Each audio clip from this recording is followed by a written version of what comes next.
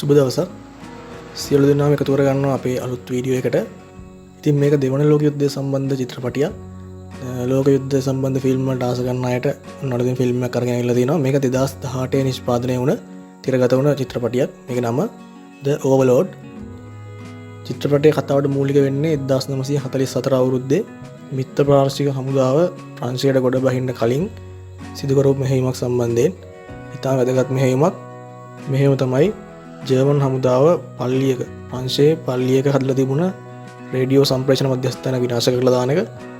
Radio මධ්‍යස්ථානයේ තියෙන නිසා ප්‍රංශයට ගොඩ බහින්න ඉන්න මිත්‍ර පාර්ශ්වික හමුදාවන්ට ගොඩ බහින්න බැරි තත්ත්වයක් උද්ගත වෙන නිසා ඒ රේඩියෝ මධ්‍යස්ථානය විනාශ කරන එක තමයි මේ චිත්‍රපටයේ කතාවට නැගලා තියෙන්නේ. ඇත්තට මේ රේඩියෝ මධ්‍යස්ථානයක් විතරක්ම නෙමෙයි, එතන වෙනත් රහස් කටයුත්තක් සිදු වෙලා තියෙනවා. ඒ සම්බන්ධව දැනගන්න එතනට ගියාට පස්සේ තමයි ඒගොල්ලෝ ඉතින් ඊට පස්සේ මොන වගේ දේවල්ද සිද්ධ වෙන්නේ කියලා අපි බලමු ඉස්සරහට වීඩියෝ එකේ. ඔන්න එකතු වෙලා ඉන්න වීඩියෝ එකත් එක්ක. ඉතින් චිත්‍රපටිය පටන් ගන්නකොටම අපිට බලා ගන්න පුළුවන් විශාල හමුදා සොල්දාදුවන් කණ්ඩායමක් ගුවන් යානා වලින් ප්‍රවාහනය කරමින් ඉන්නවා. ඒගොල්ලන්ගේ ප්‍රවාහනය කරමින් ඉන්නේ අර මම කලින් කියපු පල්ලියක ඉදි කරලා තියෙන රේඩියෝ සම්ප්‍රේෂණ මධ්‍යස්ථානය විනාශ කරන්න. කතාවේ ප්‍රධාන චරිත විදිහට නිලධාරී බොයිස් ඒ වගේම කෝප්‍රල් ෆෝඩ් කියන දෙන්න මේ අවස්ථාවේදී මුලදීම අපිට හඳුනගන්න පුළුවන්. ඉතින් මේ ගුවන් යානා අදාළ ප්‍රදේශයට ලං වෙනකොට ජර්මන් හමුදාවෙන් දරුණු ප්‍රහාර එල්ල වෙනවා ගුවන් යානා වලට. එතනදී විශාල ගුවන් යානා ප්‍රමාණයක් අනතුරට ලක් වෙනවා ප්‍රහාර නිසා.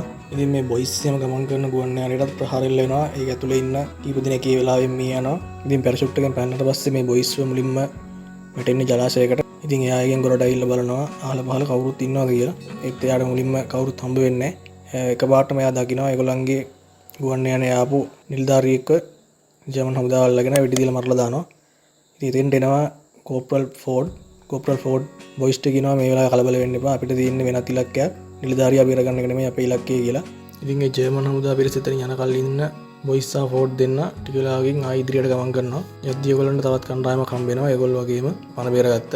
දැන් සම්පූර්ණ කණ්ඩායම 5 දෙනෙක් ඉන්නවා. ඉතින් මේ 5 දෙනා ඉදිරියට යනවා තමන්ගේ මෙහෙයුම සම්පූර්ණ කරන්න. ඉතින් ඒ යද්දී එක්කෙනෙක් බිම් බෝම්බයකට හුවෙලා විනාශ වෙනවා. ඉතින් එහෙම යද්දී ඒගොල්ලන්ට කැලේ ඇතුලේ තිබිලා හරිම අස්වාභාවික දෙයක් හම්බ වෙනවා. ඒක ගිනි තියලා විනාශ කරපු සතෙක්ගේ ශරීරයක් වගේ. ඒක සතෙක්මත් නෙමෙයි. ඇත්තටම ඒගොල්ලන්ට තෙතෙන්දි ප්‍රශ්නයක් ඇති වෙනවා. මේ මොකක්ද කියන දේ. මෙතනදී ඒගොල්ලෝ දකිනවා කාන්තාවක් මේ කැලේ ඇතුලේ ඉන්නවා. ඉතින් එයාගේ පස්සෙන් පන්නගෙන ගිහිල්ලා එයාව අල්ල ගන්නවා. ඒ වෙලාවේ බොයිස් එයාට ප්‍රංශ භාෂාවෙන් කතා කරලා කියනවා සංසුන් වෙන්න, එහෙම ප්‍රශ්නයක් නැහැ කියලා. ඒ තරුණියගේ උදව්වෙන් මේගොල්ලෝ යනවා ඒ අදාළ ගම්මානයට, පල්ලිය ඉදි කරලා තියෙන ගම්මානයට. ඒ පල්ලිය තමයි අර කියපු රේඩියෝ සම්ප්‍රේෂණ මධ්‍යස්ථානය ජර්මන් හමුදා පවත්වාගෙන යන්නේ. ඉතින් ගමට ගියාට පස්සේ මේ කණ්ඩායම් බෙදිලා යනවා. බොයිස් සහ තරුණිය එක පැත්තකටත්, ඊටු තුන් දෙනා අනිත් පැත්තට යනවා. ඉතින් මේ වෙලාවේ මේ තරුණිය එළියේ ඉන්නවා දකින ගමේ වෙනත් කාන්තාවක් ඒක ජර්මන් හමුදාවට දැනුම් දෙනවා. මෙයා ඉන්දිරි නීති වෙලාවේ එළියේ ඉන්නවා දැක්කු නිසා ඒ සම්බන්ධව ජර්මන් හමුදාවට දැනුම් දෙනවා. ඉතින් ඒ වෙලාවේ එතන ඉන්න ජර්මන් හමුදා කණ්ඩායමක් මේ තරුණිය පරීක්ෂා කරනවා. එතකොට එතෙන්ට එනවා වෙනමෙන් කියන්න පුළුවන් නිකන් ජර්මන් හමුදාවේ එකක් මාකර උසස් තනතුරක් දරන කෙනෙක් වගේ කියලා. ඉතින් ඒ නිලධාරියා ඇවිල්ලා මේ තරුණියව එතනින් පිටත් කරලා හරිනවා. බොයිසොයි ඉතුරු කණ්ඩායමයි අර තරුණියගේ නිවසට යනවා. ඒ තරුණිය කියන විදිහට ඒ තරුණිය ගෙදර ඉන්නේ එයාගේ අසනීප වුණු නැන්දයි එයාගේ පුංචි සහෝදරයයි විතරයි. ගෙදර උඩ තට්ටුවට යන මේ කණ්ඩායම ඊළඟට සූදානම් වෙන්නේ උදේ 6 වෙද්දී ඒගොල්ලන්ගේ ප්‍රහාරය සම්පූර්ණ කරන්න. ඒකට අවශ්‍ය කරන පුපුරන ද්‍රව්‍ය වගේ දේවල්, බෝම්බ වගේ දේවල් සූදානම් කරන්න. ඒ වෙලාවේ මේ තරුණිය කියනවා ජර්මන් හමුදාව හැමදාම ඇවිල්ලා රැයට හැම ගෙදරක්ම පරීක්ෂා කරනවා කියලා. දැන් මේ කණ්ඩායමේ ප්‍රධානියා විදිහට කටයුතු කරන්නේ කෝප්‍රල් ෆෝඩ්, යෝගෙන් බොයිස්, ඊළඟට ටිබෙට් සහ චේස් කියන 4 දෙනා තමයි මේ වෙලාවේ කණ්ඩායමේ ඉතුරු වෙලා ඉන්නේ. ඉතින් කෝප්‍රල් ෆෝඩ් මේ වෙලාවේ ටිබෙට් සහ චේස් කියන දෙන්නට කියනවා ගුවන් යානා වලින් බහැපු කට්ටිය එකතු වෙන්න තිබුණ තැනට දැන් තව කවුරු හරි ඇවිල්ලා ඉන්නවද කියලා පොඩ්ඩක් බලලා එන්න කියලා. ඊට පස්සේ එයා බොයිස්ට කියනවා ගෙදර පොඩ්ඩක් එමේ ඇවිදලා ගේ ඇතුළේ පොඩ්ඩක් පරීක්ෂා කරලා බලන්න හැමදේම හොඳින්ද කියලා. ඉතින් බොයිස් යනවා පහළ තට්ටුවට. එයාට ගෙදර එක කාමරයකින් අමුතු සද්දයක් ඇහෙනවා. එයා එතනට ගිහින් බැලුවාම දකින දේෙන් කැළඹීමටපත් වෙනවා. මොකද ඒක ඇතුළේ ඉන්නේ බොහොම විරූපී වෙච්ච මූණක් තියෙන පුද්ගලයෙක්. ඉතින් බොයිස් එතන බය වෙලා ඉන්නකොටම අර තරුණිය ඉතින් ඇවිල්ලා කියනවා "මේ මගේ නැන්දා, මම කිව්වනේ ඔයාට නැන්දා අසනීප වෙලා ඉන්නේ. ජර්මන් හමුදාව නැන්දා දවසක් පල්ලියට අරගෙන ගියා. එතනින් ආවට පස්සේ එයා කතා කරේම නැහැ. එදා ඉඳන් එයා මේ විදිහට විරූපී වෙලා ඉන්නේ. ඒ සම්බන්ධව හේතුවක් මම නම් දන්නේ නැහැ කියලා ඒ තරුණිය බොයිස්ට ඒ වෙලාවේ කියනවා. ඉතින් මේ වෙලාවේ ජර්මන් හමුදාව වෙනවා නිවෙස් පරීක්ෂා කරන්න. ඒත් එක්ක අර මුලදී ගියපු නිලධාරියත් එනවා. බැලුව බැලමට නම් ඒ නිලධාරියා මේ තරුණිය සම්බන්ධයෙන් යම්කිසි අදහසක් හිතේ තියාගෙන ඉන්නවා වගේ තමයි පේන්නේ. ඉතින් මේ නිලධාරියා ගේ ඇතුළට ඇවිල්ලා ඉන්නකොට එයාට තරුණියගේ හැසිරීමේ වෙනදට වඩා පොඩි වෙනස්කමක් එයත් එක්ක ආපු අනිත් සෙබළුන්ට නියෝග කරනවා නිවසේ උඩ තට්ටුව බලන්න කියලා. ඉතින් එතකොට සෙබළු යනවා උඩ තට්ටුවට. ඒ වෙලාවේ ඒගොල්ලෝ දකින්න උඩ තට්ටුවේ සෙල්ලම් කර කර ඉන්න මේ තරුණියගේ සහෝදරිය. සෙබළු ඇවිල්ලා නිලධාරියට කියනවා උඩ පොඩි ළමයි සෙල්ලම් කර කර ඉන්නවා කියලා. ඉතින් ඊට පස්සේ නිලධාරියා Taman එක්ක ආපු සෙබළු කණ්ඩායම පිටත් කළා. ඉදා රෑ ඉන්න නතර වෙනවා මේ තරුණියගේ නිවසේ. ඉතින් මේ වෙද්දි නිලධාරී බොයිසුත් මේ තරුණිය ගැන පුංචි අදහසක් හිතට ඇවිල්ලා තමයි හිටියේ. ඉතින් අර ජර්මන් නිලධාරියා මේ තරුණියත් එක්ක හැසිරෙන විදිහ දකින බොයිස් පහරට ඇවිල්ලා මේ නිලධාරියට පහර දීලා ඌව අල්ල ගන්නවා. මේ නිලධාරියව ඉර කරාට පස්සේ කෝපරල් ෆෝඩ් කියනවා බොයිස්ට ටිබෙට් සහ චේස් ඉන්න තැනට ගිහිල්ලා ඒ දෙන්නත් එක්ක එකතු වෙන්න කියලා. බොයිස් පිටත් වෙනවා ටිබෙට් සහ චේස් දෙන්න ඉන්න තැනට යන්න. ඉතින් ඒ යද්දි බොයිස් දකිනවා ජර්මන් කඳවුර ඇතුළේ සිද්ධ වෙන අමුතු දෙයක්. විරූපී පෙනුමක් තියෙන මිනිස්සුන්ව ගෙනල්ලා ගිනි තියනවා. එයා ඒ වෙලාවේ දකිනවා. ඉතින් ටික දුරක් යද්දි බොයිස් යන පාරේ යාට පිටිපස්සෙන් එනවා ජර්මන් ට්‍රක් එකක්. ඒ ට්‍රක් එක යන නිසා එයා ඉක්මනට එතන හැංගෙනවා. හැංගිලා ට්‍රක් එක ගියාට පස්සේ නැගිටලා බලද්දි පිටිපස්සෙන් දඩයම් බල්ලෙක් ඉන්නවා දකිනවා. ඊට පස්සේ බොයිස් කරන්නේ ඉක්මනට දුවලා ගිහිල්ලා අර ගිය ට්‍රක් එකේ පිටිපස්සෙන් එල්ලිලා ඒ ට්‍රක් එක ඇතුළට නගිනවා. ඉතින් ට්‍රක් එක ඇතුළට නැගිට පස්සේ තමයි බොයිස් දකින්නේ ට්‍රක් එකේ පිටිපස්සේ හැමතැනම දාලා තියෙන්නේ පුරවලා තියෙන්නේ යුද්ධයේදී මිය ගිය සොල්දාදුවන්ගේ සිරුරු වලින්. ඉතින් මේ ට්‍රක් එක යන්නේත් අර පල්ලියේ ඉදි කරලා තියෙන ජර්මන් හමුදා කඳවුරට. ඒත් කෝපරල් ෆෝඩ් මේ වෙලාවේ බොයිස්ට කියලා තින්නේ ටිබෙට් සහ චේස් කියන දෙන්නා ඉන්න තැනට ගිහිල්ලා ඒ දෙන්නත් එක්ක එකතු වෙන්න කියලා. එද්ද වැරදිලා මේ බොයිස් ඇවිල්ලා ඉන්නේ අර ජර්මන් කඳවුර ඇතුළට. ඉතින් ට්‍රක් එකෙන් එළියට පැන ගන්න බොයිස් මේ කඳවුරේ ගොඩනැගිල්ලක ඇතුළට යනවා. ඉතින් කඳවුර ඇතුළට යන බොයිස් දකිනවා කඳවුර ඇතුලේ පුංචි කාමර වගේ ඇතුලේ හිර කරලා ඉන්න මිනිස්සුන්ව. ඒ වෙලාවේ බොයිස් දකිනවා එතෙන්ට එන එක පුද්ගලයෙක් ඒ කාමරවල හිර කරලා ඉන්න මිනිස්සුන්ගේ මොනවා හරි විස්තර සටහන් කරගෙන යනවා. ඉතින් මේ වෙලාවේ තමයි බොයිස් තේරුම් ගන්න මෙතන රේඩියෝ සම්ප්‍රේෂණ මධ්‍යස්ථාන විතරක් නෙමෙයි මිනිස්සුන් සම්බන්ධ කරගෙන දරුණු පරීක්ෂණ සිදු කරන පර්යේෂණාගාරයක් කියලා. බොයිස් දකින්න එක පාටම එතන මේසයක් උඩ තියලා තියෙන සිරින්ජ කිහිපයක් එන්නත් කිහිපයක්. එයා ඒ එක එන්නතක් අරගෙන එතනින් යනවා.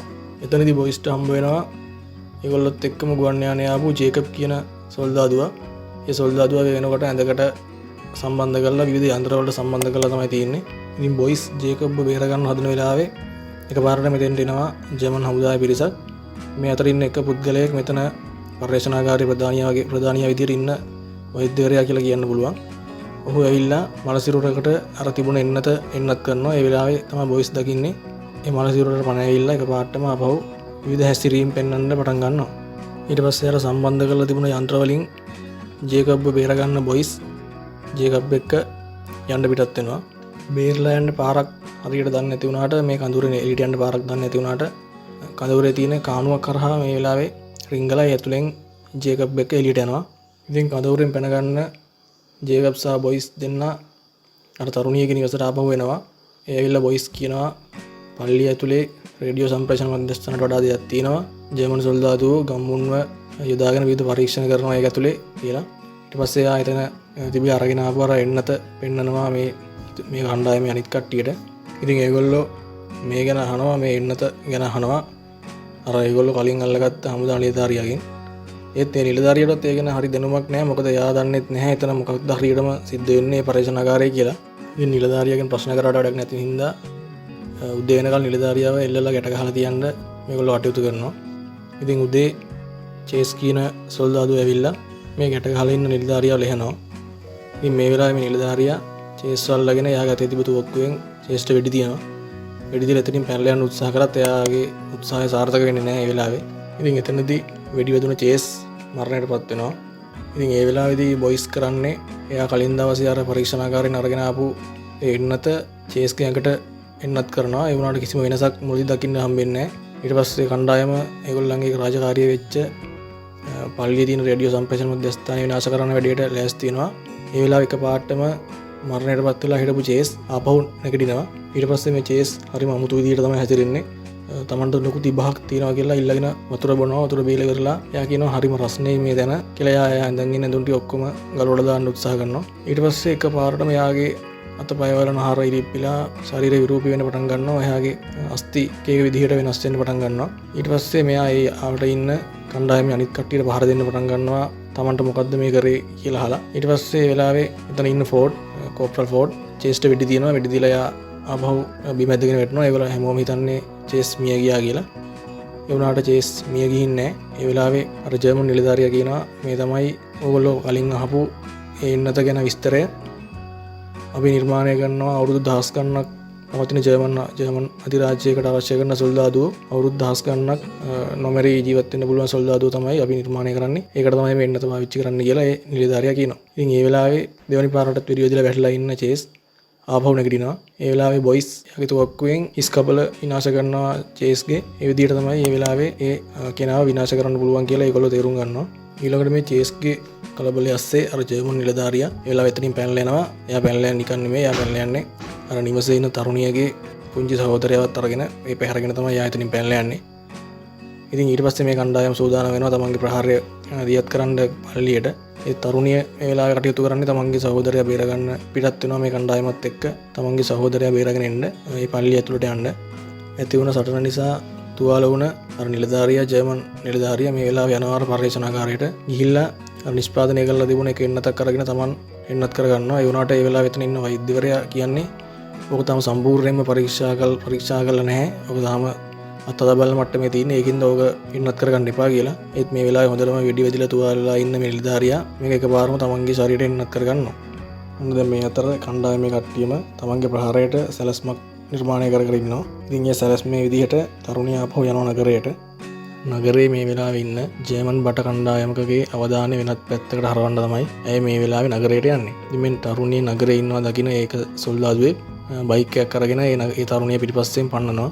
ඉතින් සැලැස්මේ විදිහට මේ සොල්දාදුවගේ අවධානය වෙනත් පැත්තකට යොමු කරන්න දුවගෙන යන තරුණිය පස්සෙන් මේ සොල්දාදුව බයික් එකේ ගෙනවා. ඉතින් මේ එන සොල්දාදුවව ඒක පාලමක් තියෙන තැනකට ගිහිල්ලා මේගොල්ලෝ සැලසුම් කරගත්ත විදිහට තරුණිය එතනදී ඒ සොල්දාදුවට අහු වෙනවා. ඒ සොල්දාදුව මේ තරුණියට පහර දෙන්න ලෑස්ති වෙනකොටම එතන පිටිපස්සෙන් එන බොයිස් සහ කණ්ඩායමේ අනිත් කට්ටිය මේ සොල්දාදුව ජර්මන් සිබලව අල්ලගන්නවා. ඉතින් මේ අල්ලගන්න ජර්මන් සිබලව යමක් විදිහට පාවිච්චි කරන්න තමයි මේගොල්ලෝ සොල්දාදුව අල්ලගන්නේ. ඉතින් ඒ සොල්දාදුව එන බයික් එකේ හැමතැනම බෝම්බ ඒ සොල්දාදුවගේ ශරීරයටත් බෝම්බයක් හයි කරලා මේ එන බයික් එකේම ගැට ගහලා ඒ සොල්දාදුවව ජර්මන් කඳවුර ඇතුළට යවලා එතන ඇතුළු වීමේ ගේට්ටුවේ උරට ඉන්න විශාල පිරිසක් විනාශ කරලා කඳවුර ඇතුළට යන එක තමයි මේගොල්ලන්ගේ සැලැස්ම වෙලා දෙන්නේ. ඉතින් කණ්ඩායමේ දෙන්නෙක් ඒ කියන්නේ ටිබෙට් සහ ජේකබ් කියන දෙන්නා ඒ ප්‍රධාන දොරටු අසල ඇතුළේ පිපිරීමෙන් පස්සේ එතනට පහර දීලා ඒ පැත්තට අවධානය අරගන්නවා. ඒ අතරේ ෆෝඩ් බොයිස් සහ තරුණිය පිටත් වෙනවා. අර බොයිස් මුලදී කඳවුරෙන් එළියට ආපු රහස් මාර්ගයේ කාණුව දිගේ ආපහු කඳවුර ඇතුළට යන්න. ඉතින් මේ තරුණිය ඊළඟට ලෑස්ති වෙන්නේ කඳවුර ඇතුළට ගියාට පස්සේ තමන්ගේ සහෝදරයා හොයාගන්න. ඉතින් එයා තනියම යනවා ඒ සහෝදරයා ඉන්න තැන හොයාගන්න කඳවුර ඇතුලේ. ඒ යනකොට එයාට හම්බ වෙනවා ජර්මන් සොල්දාදු දෙන්නෙක් කඳවුර ඇතුලේදී. එයා ඒ දෙන්නගේ එක්කෙනෙක්ට වෙඩි දීලා අනිත් එක්කෙනාට කියනවා තමන්ගේ සහෝදරයා ඉන්න තැන මට පෙන්නන්න කියලා. මේ අතර ෆෝඩ් සහ බොයිස් දෙන්න කඳවුරේ රේඩියෝ සම්ප්‍රේෂණ මධ්‍යස්ථානයේ තැනට ගිහිල්ලා එතන ඉන්න සොල්දාදුවන් විනාශ කරලා බෝම්බ පටවන වැඩේ පටන් ගන්නවා.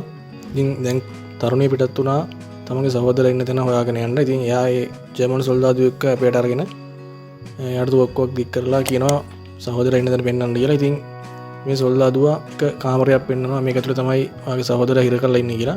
ඒ වුණාට මේ ජර්මන් සොල්දාදුවා මේ වෙලාවේ මෙතෙන්දී කරන්නේ බොරුවක්. එයා උත්සාහ කරන්නේ මේ කාමරය ඇතුලට මේ තරුණියව දාලා එතනින් ගැවිලා යන්න. ඒත් එයාට ගැලවිලා යන්න හම්බෙන්නේ නැහැ. මොකද බොයිස් ඇවිල්ලා ඒ වෙලාවේ ඒ සොල්දාදුවට පහර දීලා මේ තරුණියව බේර ගන්නවා. ඒ වෙලාවේ ඒ කාමරය ඇතුළ හිර කරලා හිටපු අර ඉන්නත නිසා විරූපී වෙච්ච ජීවියා පුද්ගලයා එළියට එනවා. ඒ ඇවිල්ලා එයා එතන වැටලා හිටපු ජර්මන් සොල්දාදුවව ඒක ඇතුළට ඇද ගන්නවා. ඇදගෙන විනාශ කරලා දානවා. ඉතින් මේක දකින බොයිස් සහ තරුණිය එතනින් ඉක්මනට ඉවත් වෙලා යනවා.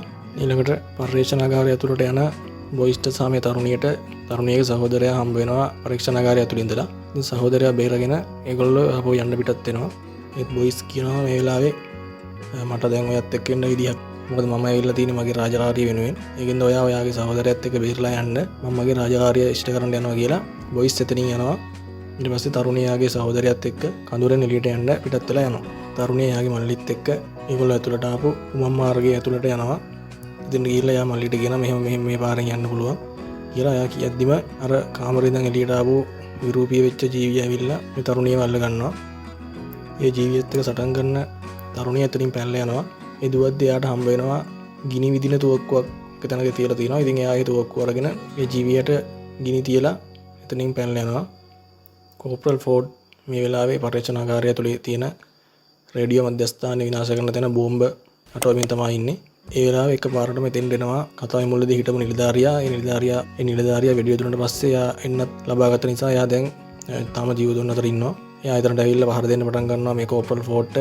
සහ එයා මේ වෙලාවේ කරගෙන යන බෝම්බ හයි කරන වැඩේ විනාශ කරන්න. ඒ වැඩේ නවත්තන්න තමයි මේ නිලධාරියා මේ වෙලාවේ කටයුතු කරන්නේ. මේ වෙලාවේ බොයිස් ඉන්නේ පරීක්ෂණාගාරය ඇතුළත. එයා එතන බෝම්බ සම්බන්ධ කර ඉන්නවා. එතනට එනවා මේ ජර්මන් වෛද්‍යවරයා. කියන්නේ පරීක්ෂණාගාරේ ප්‍රධානිය ඇවිල්ලා තුවක්කුවක් තියලා යටත් වෙන්න කියනවා. ඒත් එතනදී බොයිස් මේ වෛද්‍යවරයාට පහර දීලා එතනින් බේරලා ගිහිල්ලා ආපහු ෆෝඩ් ඉන්න තැනට යනවා. ඒත් ඒ වෙලාවේ කෝප්‍රල් ෆෝඩ් ඉන්නේ අර ජර්මන් නිලධාරියා සමග සටන් කර ඒ වෙලාවේ එතනට එන බොයිස් මේ ජර්මන් නිලධාරියාට වෙඩි තියනවා. ඊට පස්සේ ජර්මන් නිලධාරියා බොයිස්ට පහර දෙන්න යනවා. ඉතින් ඒ වෙලාවේ ෆෝඩ්ට හම් වෙනවා එතන වැටලා තියෙන අර එන්නත. ඉතින් මේ වෙලාවේ වෙන කරන්න දෙයක් නැති නිසා ෆෝඩ් ඒ එන්නත Tamanටම එන්නත් කරගන්නවා. මේ ගැටුම නිසා පරීක්ෂණාගාරයේ තියෙන ඔක්සිජන් ටැංකිය පුපුරලා ඒ වෙලාවේ එතන ලොකු පිපිරීමක් ඇති වෙනවා. ඒ පිපිරීමෙන් ජර්මන් නිලධාරියා එතන තියෙන ලොකු වලක් වගේ තැනකට වැටෙනවා. ඒ වෙලාවේ ෆෝඩ් කියනවා බොයිස්ට ඉක්මනට ගිහිල්ලා ඔයා රේඩියෝ මධ්‍යස්ථානය විනාශ කරන්න. මම මෙතනින් එළියට එන්නේ නැහැ. මොකද මම මෙතන විනාශ කරනවා මේ තියෙන තාක්ෂණය අපේ මිත්‍ර පාර්ශවික හමුදා අතරවත් යන්න ඕනේ නැහැ කියලා. එහෙම කියන කෝප්‍රල් ෆෝඩ් එතන තියෙන C4 බෝම්බයක් අරගෙන ඒක තමන්ම අතේ තියාගෙන පත්තු කරගෙන එතන පුපුරවල හරිනවා. රේඩියෝ සම්ප්‍රේෂණ මධ්‍යස්ථානයේ තියෙන තැනට යන බොයිස් එතන බෝම්බ හයි කරලා තමන්ගේ වැඩේ සම්පූර්ණ කරලා රේඩියෝ සම්ප්‍රේෂණ මධ්‍යස්ථානය විනාශ කරලා එතනින් පිටත් වෙලා යනවා. මේ වෙලාවේ කිසිම බාධාවක් නැහැ. මොකද මේ වෙලාවේ ඉන්න හිටපු ඔක්කොම ජර්මන් සොල්දාදුවෝ විනාශ වෙලා හිටපු නිසා එයාට ඒ වෙලාවේ කිසිම බාධාවක් ඇති වෙන්නේ නැහැ. රේඩියෝ මධ්‍යස්ථානය විනාශ වුණාට පස්සේ ප්‍රංශයට කොට බහින්න බලාගෙන හිටපු මිත්‍ර පාර්ශවික හමුදාවන් වලට අවශ්‍ය කරන ගුවන් සහාය නියමිත විදිහට ලැබිලා ඒගොල්ලෝ සාර්ථක කොට බහලා ඉන්නවා. අර තරුණිය එහෙම ජීවත් වුණ ප්‍රංශ ගම්මානයේ මේ වෙනකොට මිත්‍ර පාර්ශවික හමුදා අතර පත් වෙලා තියෙන නිසා ඒ ගම්මානයේ මිනිස්සු කිසි ප්‍රශ්නයක් නැතුව මේ වෙලාවේ ඉන්නවා. මේ වෙලාවේ නගරයේ ඉන්න බට කණ්ඩායමේ ප්‍රධානියා විදිහට කටයුතු කරන නිලධාරියා ඇවිල්ලා බොයිස්ගෙන් ප්‍රශ්න කරනවා. ඔයා මොන හරි අමතර දෙයක් දැක්කද මේ පල්ලියේ තිබිලා? මොකද කතාවක් යනවා එක්තරා ආකාරයක ජර්මන් පර්යේෂණාගාරයක් ගැන. ඔයා හැම දෙයක් දැක්කනම් මට කියන්න. මොකද අපිට පුළුවන් එතන හාරලා බලන්න, එතන පරීක්ෂණ කරන්න කියලා. ඒත් බොයිස් කියනවා එතන එහෙම කිසිම දෙයක් තිබුණේ නැහැ. රේඩියෝ මධ්‍යස්ථානයේ විතරයි. ඒ තිබුණ දේවල් දැන් විනාශ වෙලා ඇති කියලා. මොකද එයා එහෙම කියන්නේ අර තාක්ෂණය අර තමන්ගේ හමුදාව අතරත් පත් නොවෙන්න ඕනේ කියලා කෝප්‍රල් ෆෝඩ් කියපු නිසා තමයි එයාත් ඒ විදිහට එතෙන්දී කියන්නේ. ඉතින් ওই විදිහට තමයි ඔය චිත්‍රපටය ඉවර වෙන්නේ. දෙවන ලෝක යුද්ධය සම්බන්ධ චිත්‍රපටි බලන්න ආස කට්ටියට හොඳ ෆිල්ම් එකක් කියලා මම හිතනවා. හොයාගෙන ෆිල්ම් එක බලන්න පුළුවන්. ෆිල්ම් එක ටොරන්ට් ඩවුන්ලෝඩ් කරගන්න පුළුවන්. එහෙනම් අද අරගෙන ආපු වීඩියෝ එක මෙතනින් ඉවර කරනවා. මේ වගේ තවත් චිත්‍රපටි සම්බන්ධ වීඩියෝස් බලන්න අපිත් එක්ක එකතු වෙලා ඉන්න channel එක subscribe කරන්න එකතු වෙන්න. සියලු දෙනාටම සුබ දවසක්.